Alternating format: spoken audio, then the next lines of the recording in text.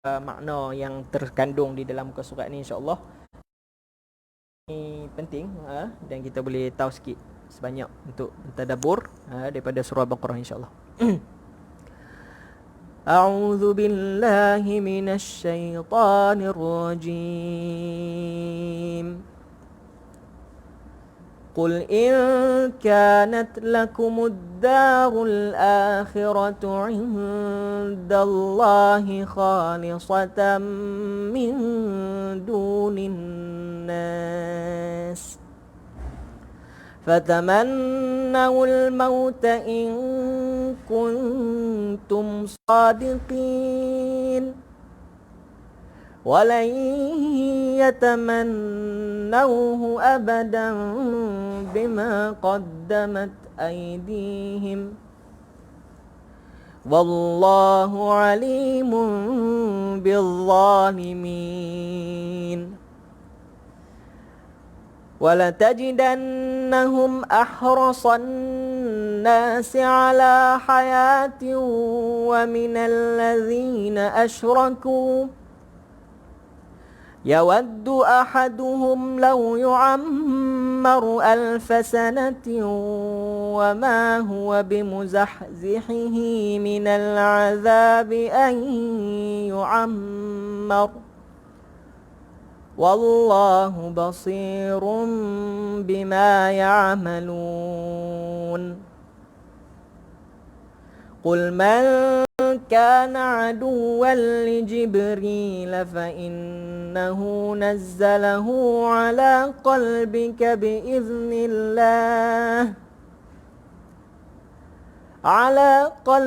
بإذن الله مصدقا لما بين يديه وهدى وبشرى للمؤمنين من كان عدوا لله وملائكته ورسله وجبريل وميكال فإن الله عدو للكافرين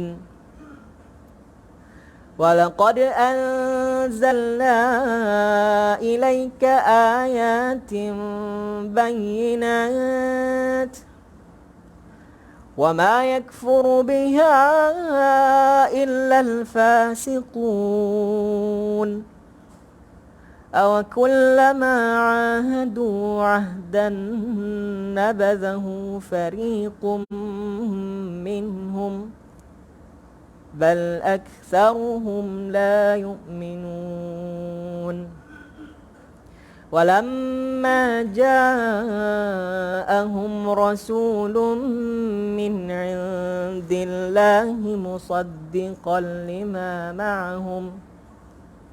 مصدق لما معهم نبذ فريق من الذين أوتوا الكتاب كتاب الله وراء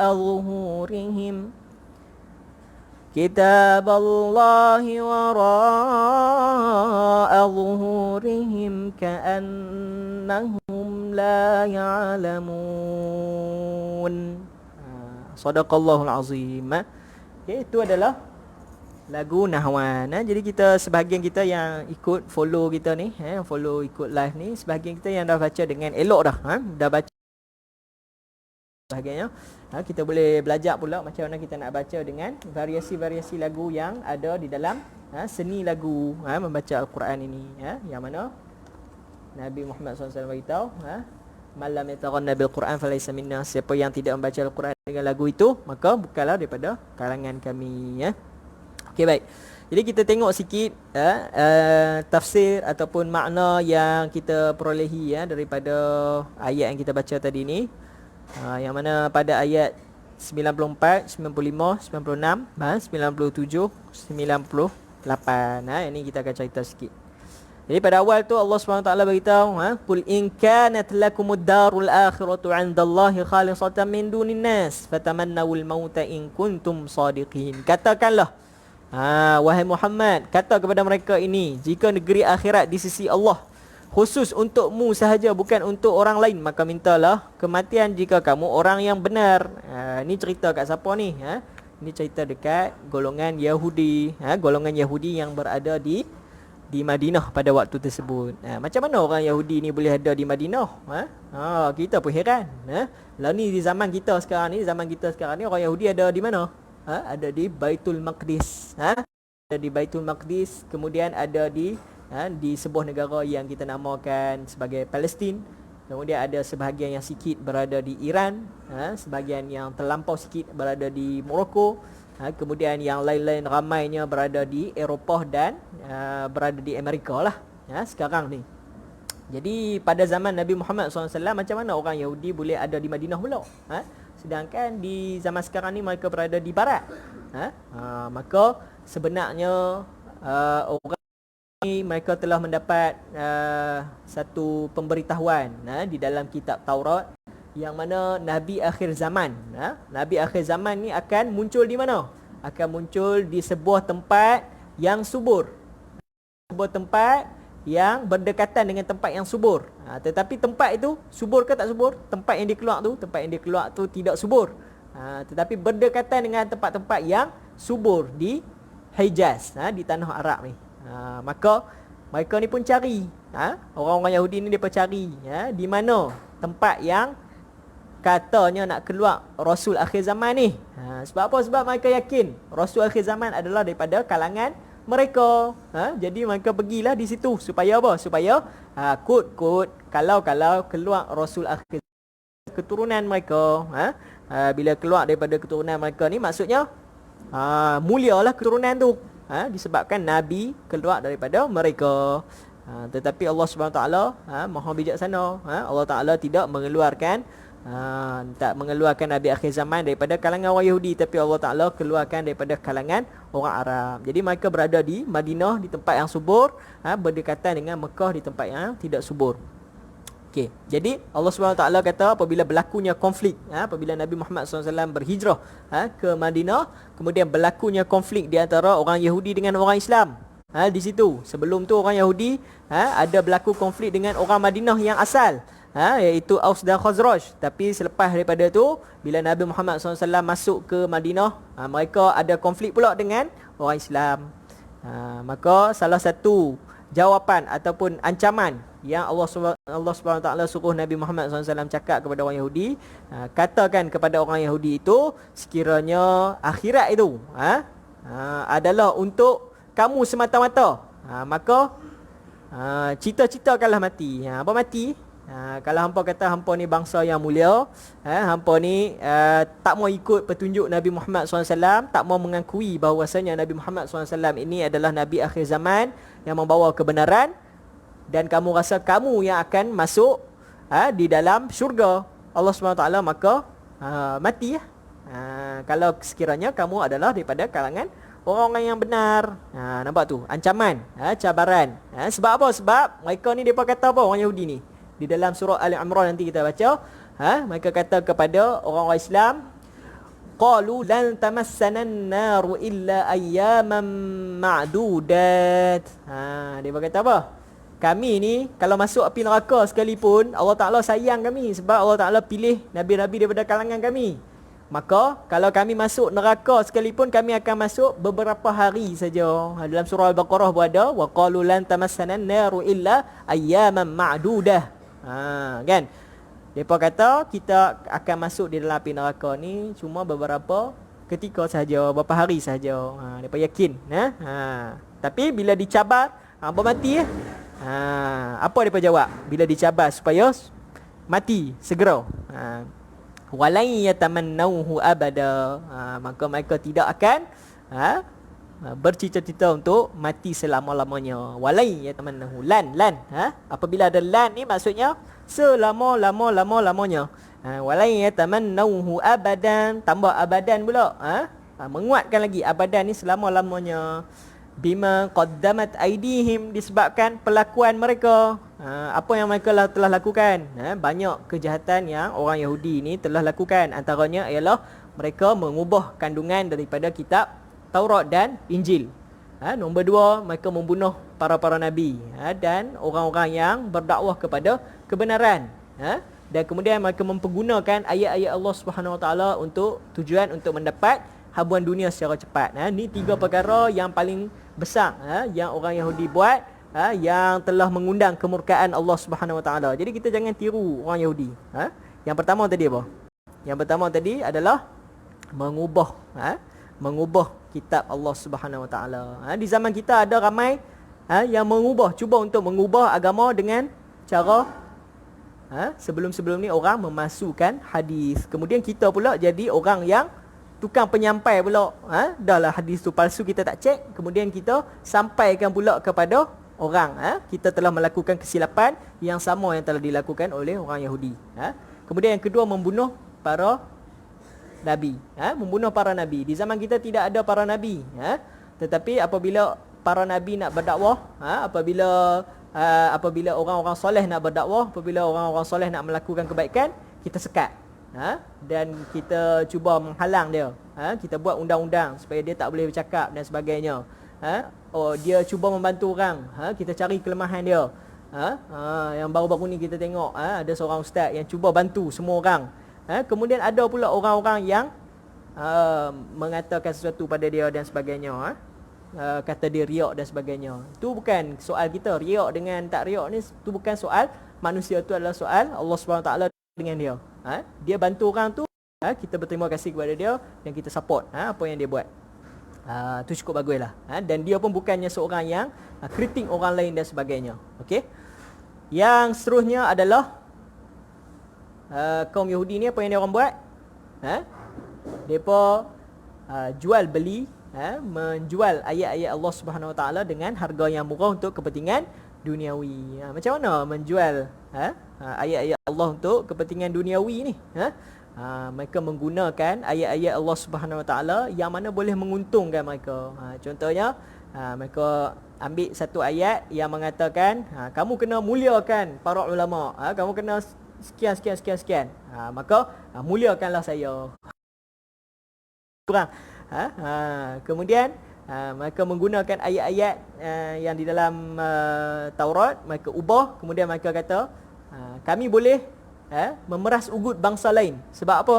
Sebab kami ini adalah bangsa yang mulia, kami di Allah, maka kami boleh memeras bangsa-bangsa yang lain, terutamanya bangsa Arab.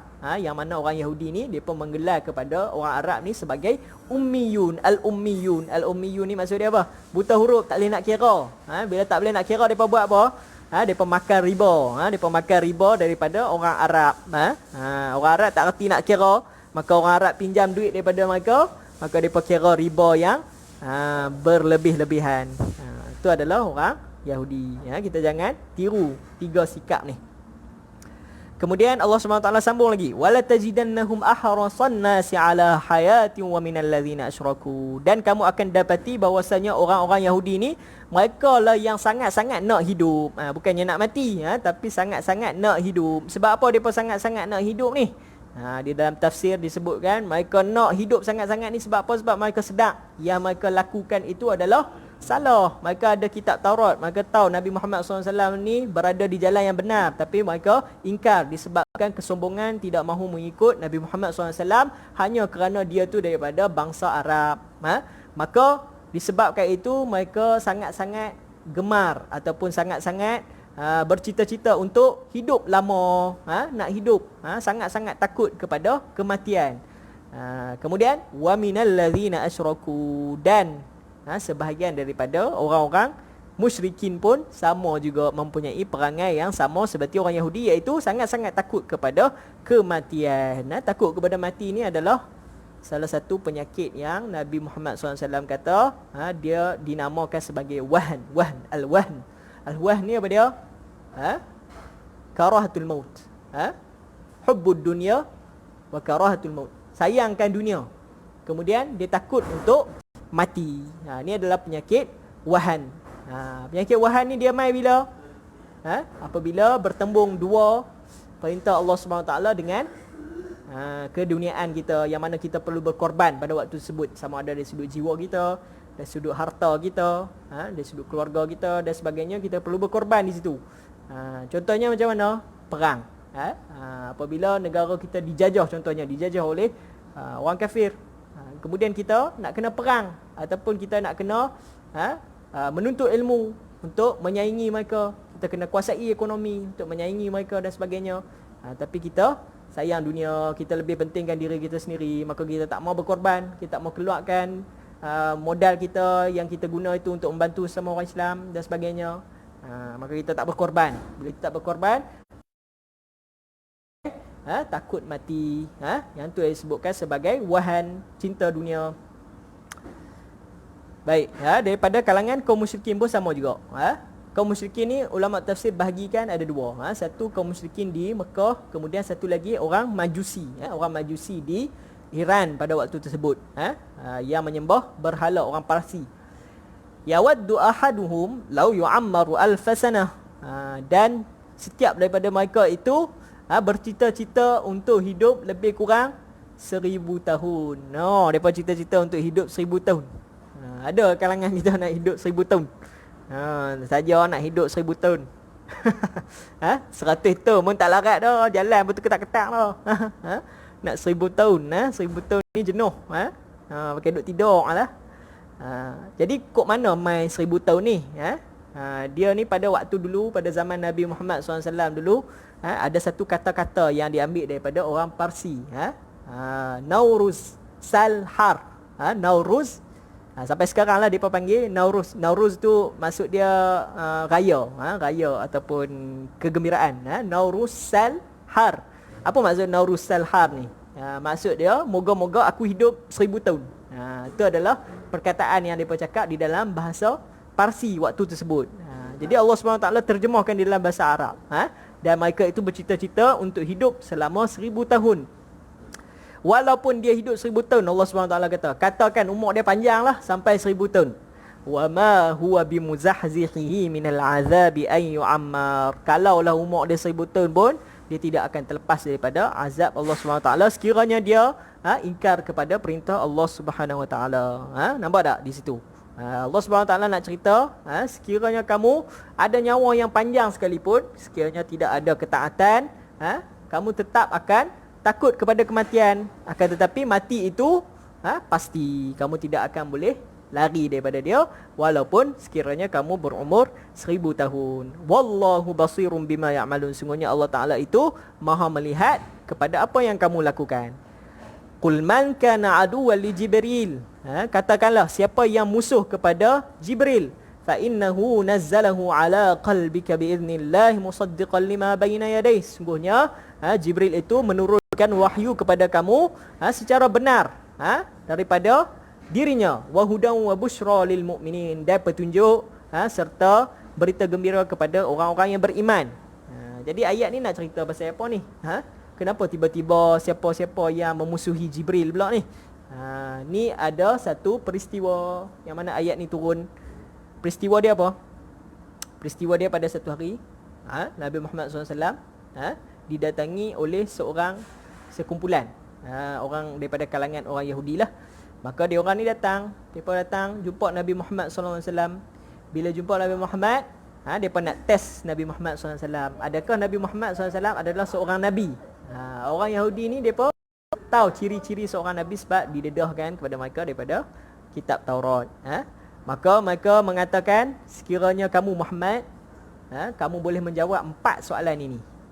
Kalau kamu dapat menjawab 4 soalan ini, maka sudah tentu kamu ni adalah, kami tahulah kamu ni adalah seorang Nabi lah, yang benar.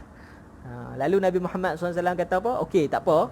Kalau aku dapat jawab 4 soalan ni, maka kamu kena beriman dengan aku dan terima apa yang aku sampaikan. Itu adalah deal yang Nabi Muhammad SAW buat dengan mereka sebelum mereka tanya tu. Nabi Muhammad SAW dia tak ada masalah. Kamu nak tanya, saya akan cerita satu-satu 4 soalan yang kamu nak tanya. Apa 4 soalan tu?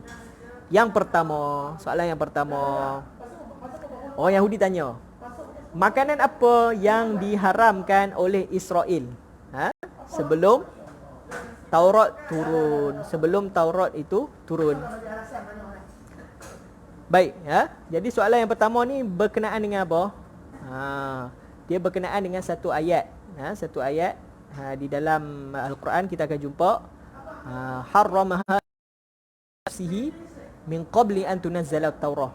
Israel ni siapa? Israel ni adalah Nabi Yaqub alaihi salam. Jadi Nabi Yaqub alaihi salam pada waktu dia menjadi rasul, sebelum Taurat itu turun, maka Nabi Yaqub ni telah melakukan satu nazar, yang mana dia ni bersumpah untuk dia tidak makan sesuatu benda. Dia mengharamkan sesuatu benda tu kepada diri dia sendiri. Dan apa yang diharamkan tu? Maka orang Yahudi ni dia nak tahu, adakah Nabi Muhammad SAW tahu apa yang diharamkan tu sebagaimana mereka tahu.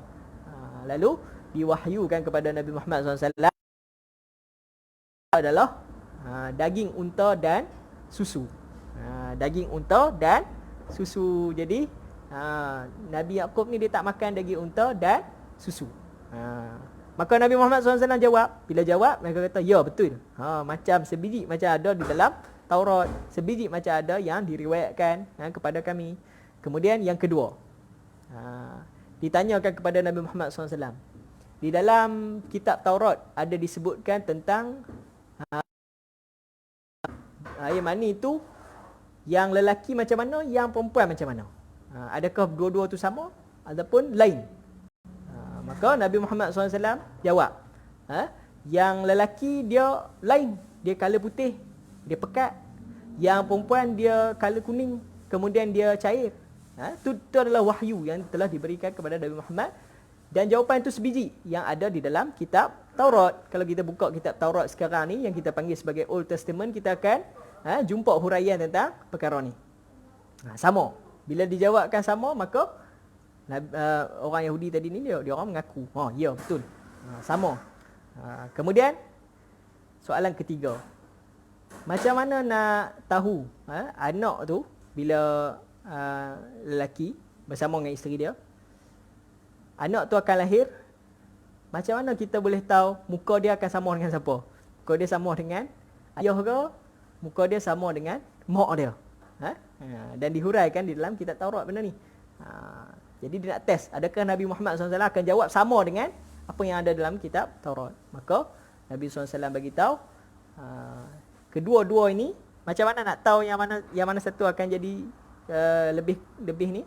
Maka Nabi kata, yang mana air yang lebih kuat, yang mengalahkan salah satu yang lain, maka muka tu akan serupa kepada yang tu.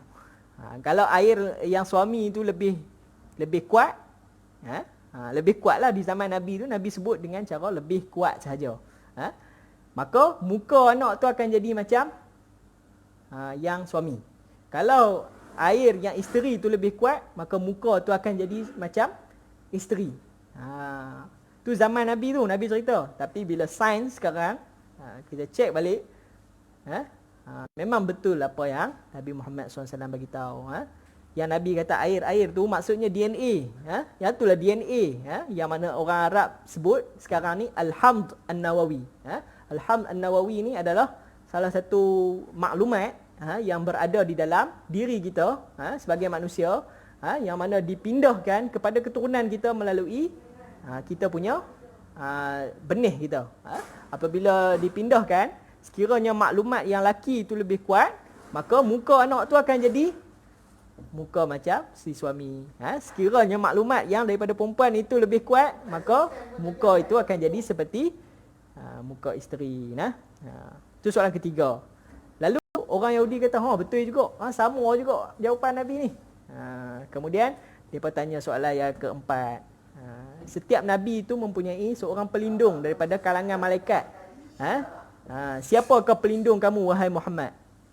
Maka Nabi Muhammad cerita, pelindung dia adalah Jibril. Bila Nabi kata saja pelindung dia adalah Jibril, yang mewahyukan kepada dia adalah Jibril, maka orang Yahudi tadi, sebab Nabi Muhammad boleh jawab semua soalan tu berdasarkan sama macam kitab Taurat mereka ni, maka mereka geram. Maka pada waktu tu mereka isytihar bahawasanya mereka ni adalah musuh kepada Jibril. Tu yang dalam ayat Allah Taala sebut tu, qul man kana aduwwal Jibril, sesiapa yang menjadi musuh kepada Jibril. Orang Yahudi ni lah. Mereka tak mau terima kebenaran Nabi Muhammad tu, lalu mereka menyalahkan Jibril pula. Mereka kata Jibril lah yang jahat. Jibril lah yang dulu yang kami dibinasakan apa semua ni, semua kerja Jibril lah. Tapi Mikail pula, dia kata Mikail bagus.